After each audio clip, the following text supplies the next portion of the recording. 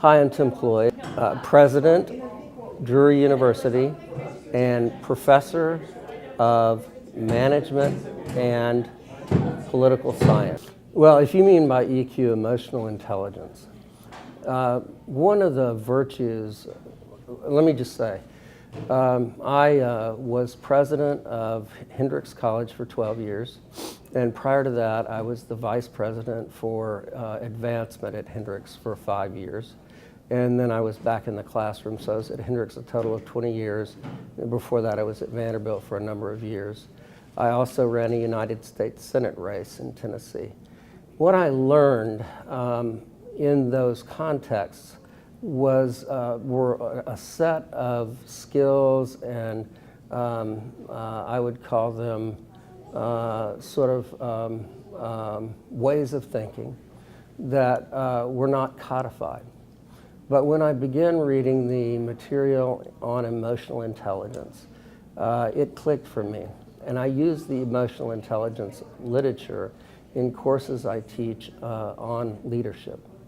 And one of the first things I like about emotional intelligence is it forces a person who's going to be leading any kind of organization or entity or small group to reflect first on who they are. Who am I? What makes up my daily habits? What sets me off? What is it that happens during a day that can put me in a bad mood? What are my life kind of bio flows? And becoming self-aware of that through meditation, through prayer, through reflecting on things that you react to, and then discovering what it was that triggered you to feel a certain way is critical.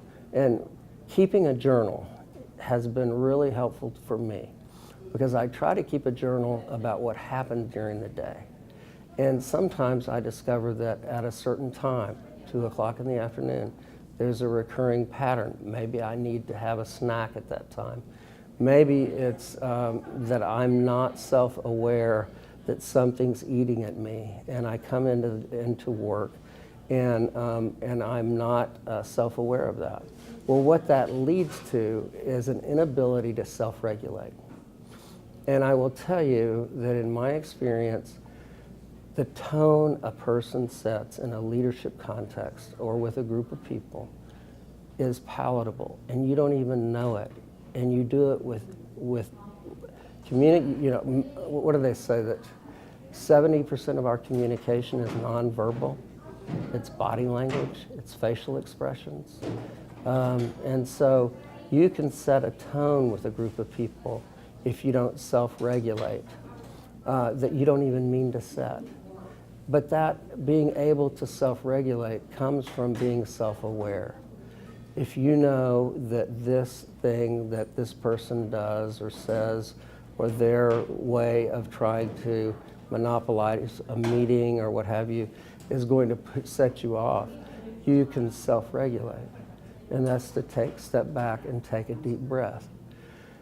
But you can also help others to help you in your self-regulation. And what I do, one of the things I do with every group that I work with is that I say to them, we're going to check in.